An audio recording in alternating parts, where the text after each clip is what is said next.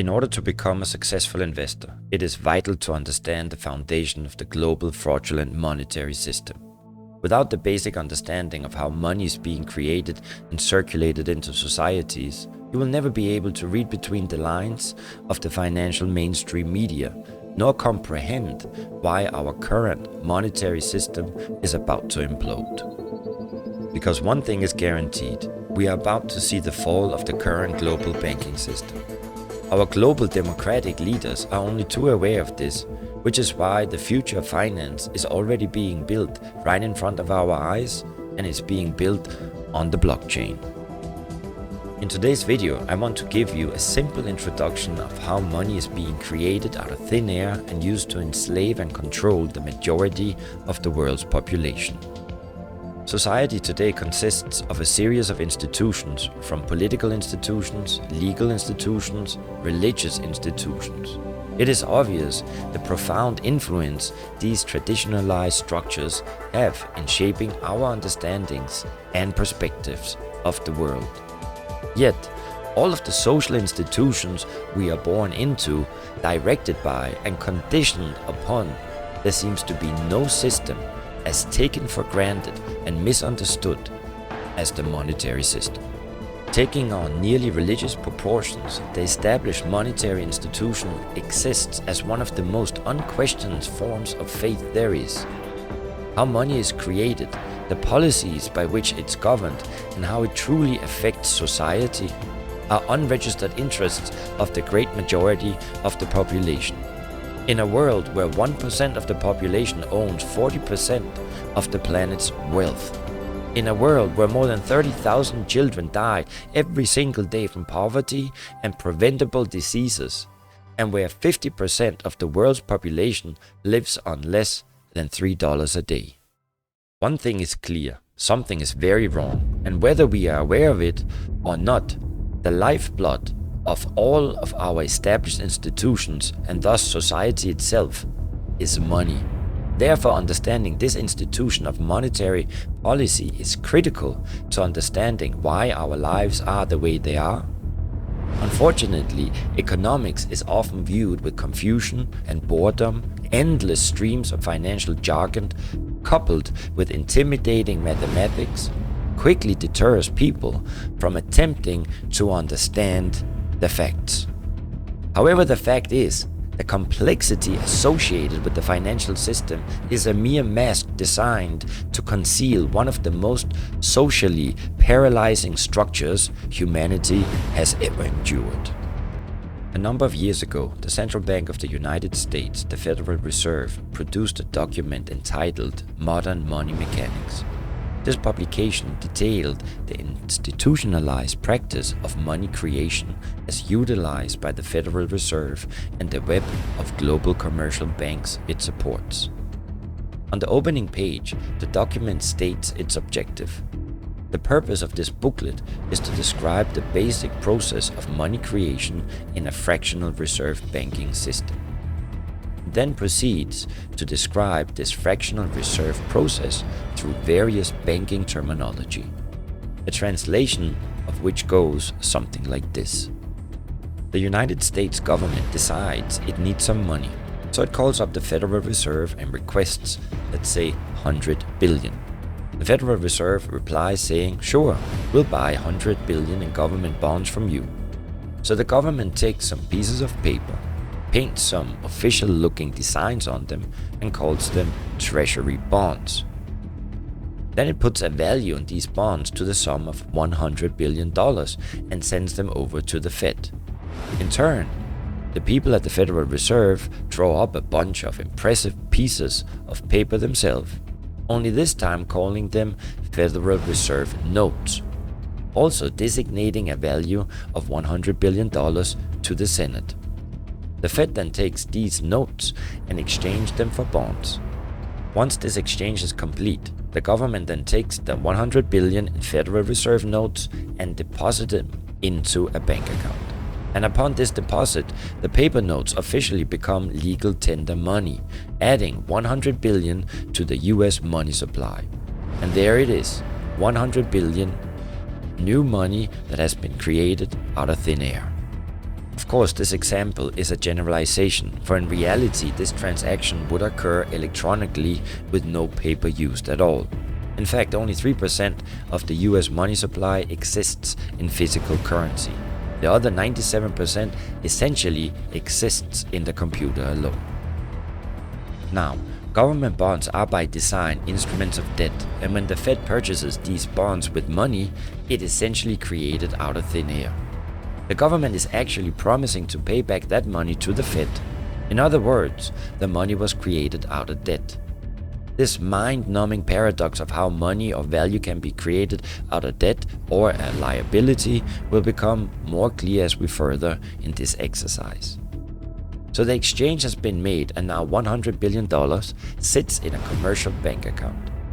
Here's where it gets really interesting. Based on the fractional reserve practice, that $100 billion deposit instantly becomes part of the bank's reserves, just as all deposits do. And regarding reserve requirements, as stated in modern money mechanics, a bank must maintain legally required reserves equal to a prescribed percentage of its deposits.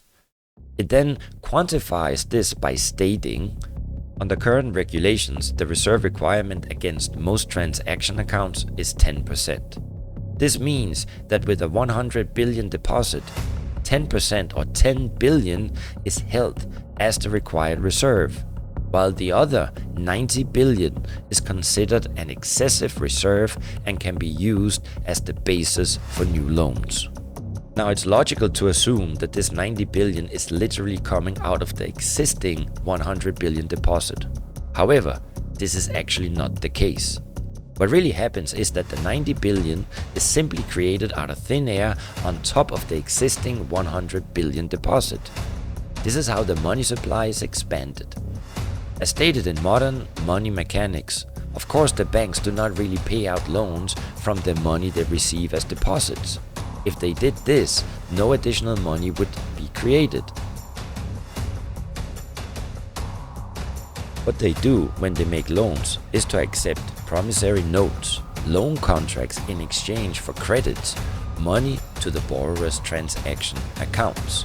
So in other words, the $90 billion can be created out of nothing, simply because there is a demand for such a loan and that there is a $100 billion deposit to satisfy the reserve requirements. Now let's assume that somebody walks into this bank and borrows the newly available $90 billion. They will then most likely take that money and deposit it into their own bank account. The process then repeats, but that deposit becomes part of the bank's reserves. 10% is isolated, and in turn 90% of the $90 billion or $81 billion is now available as newly created money for more loans. And of course, that 81 can be loaned out and redeposited, creating an additional $72 billion to $65 billion to $59 billion, etc., etc.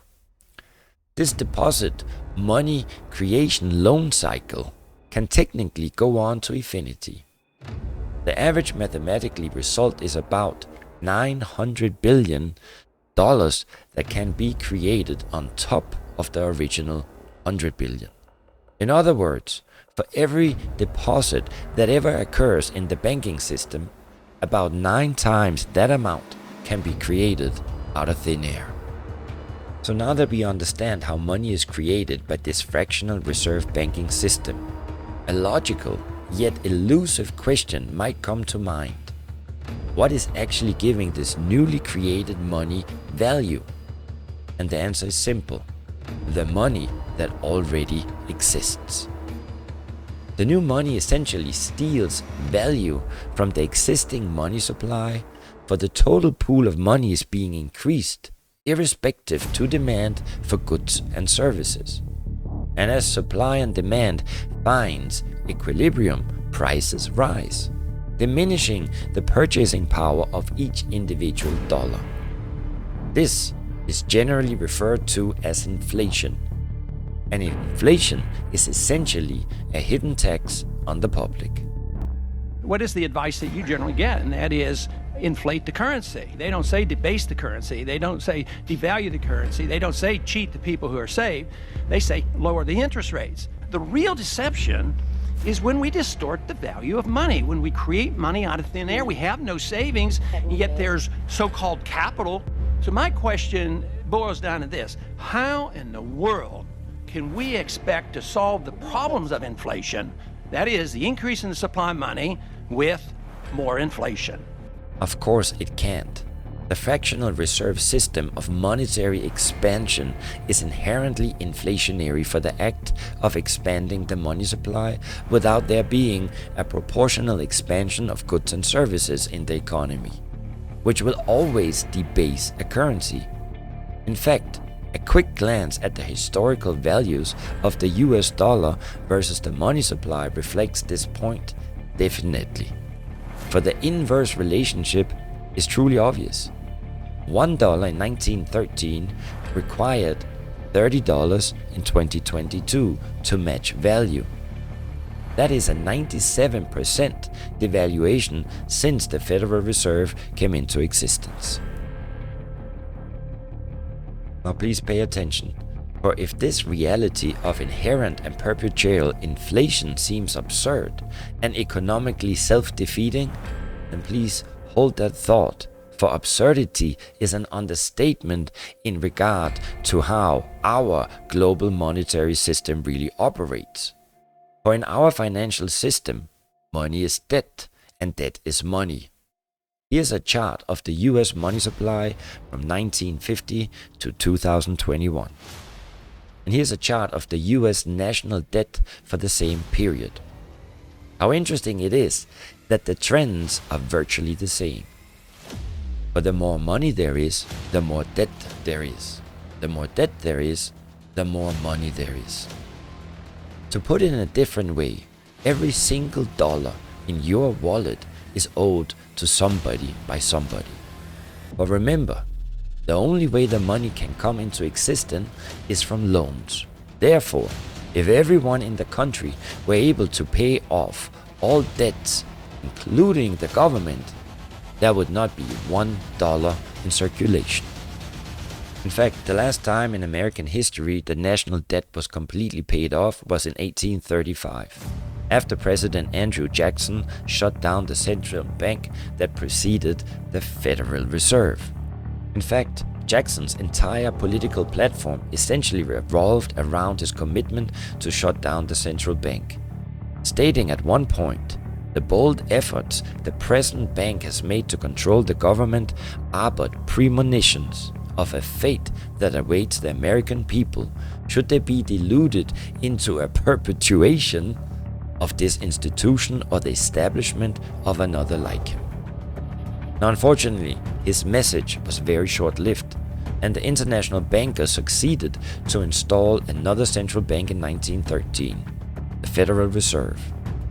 And as long as this institution exists, perpetual debt is guaranteed. Now, so far we have discussed the reality that money is created out of debt through loans. These loans are based on a bank's reserves, and reserves are derived from deposits. And through this fractional reserve system, any one deposit can create 9 times its original value, in turn debasing the existing money supply, raising prices in society. And since all this money is created out of debt and circulated randomly through commerce, people become detached from their original debt. And this equilibrium exists where people are forced to compete for labor in order to pool enough money out of the money supply to cover their costs of living. As dysfunctional and backwards as all of this might seem, there's still one thing we have forgotten to speak about. And it is this element of the structure which reveals the truly fraudulent nature of the system itself. And it is the application of interest. When the government borrows money from the Fed, or when a person borrows money from a bank, it almost always has to be paid back with accrued interest. In other words, almost every single dollar that exists must be eventually returned to a bank with interest paid as well. But if all money is borrowed from the central bank and is expanded by commercial banks through loans only, what would be referred to as the principal is being created in the money supply. So the question is, where's the money to cover all of the interest that is charged? Nowhere. It doesn't exist. You see, the ramifications of this are staggering, for the amount of money owed back to the banks will always exceed the amount of money that is available in circulation. This is why inflation is a constant in the economy, for new money is always needed to help cover the perpetual deficit built into the system caused by the need to pay the interest. What this also means is that mathematically defaults and bankruptcies are literally built into the system, and there will always be poor pockets of society that will get the short end of the stick. An analogy would be a game of musical chairs.